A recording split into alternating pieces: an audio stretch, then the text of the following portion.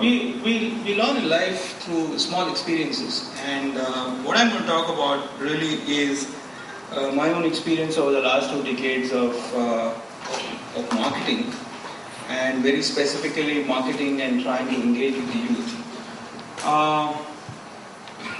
I need to start with a small story. When I have a teenage son, and when I got up in the morning and I was sort of pulling out my suit, and he asked me where you're going, and I told him where I'm going. He started laughing. He said, "You're going to talk about youth wearing a suit?" I said, "But that's what I've been told, that it dresses formal." So he just sneered and walked off. So I just set me thinking, and so I changed the topic, with your permission, sir.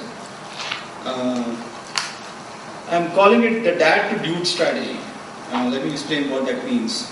When I am not able to relate to my son, he calls me dad. And when I am able to relate to him, he calls me dude. So, and I figured out that amongst themselves, as friends, they call each other dude. And dude is a way of indicating that you're part of my social set. Yeah? That I'm able to relate to you and you're one of mine, or one of my tribe. It's been a moral dilemma, both for me and my wife. If she gets very upset every time he calls me dude, I don't know whether to get happy about it or get upset about it. I feel happy about it. As a marketeer, I'm able to relate to him, and sometimes wonder whether it's the right thing to do if he starts calling me a dude. But that's what it is. So in many ways, what I'm going to share is, my own experiences of what I call as this dad to dude strategy. And what it really means is that how well is your marketing strategy helping your brand relate. Just let me set the context. Since I'm the first speaker, I think it's important to set the context for the next 2 days. If you really look at India's demographics, the dispersion of the population, and this is really, as we go up, it's really the age, and the x-axis is really the number of millions of population. You would see that a large part of India's population is actually in the sub-30, and hence going forward, this is what constitutes the market for us, and hence the future.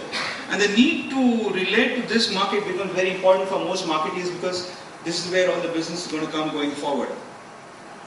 So in short, there's a lot of them out there, and we need to connect with them. Now, if you really look at how the TG is evolving, and this is a UK example, but it just sets the context. If you look at the green line is really about the TV viewing habits of people who were born in the 60s and 70s. And you would find that as they age, they actually start watching more TV.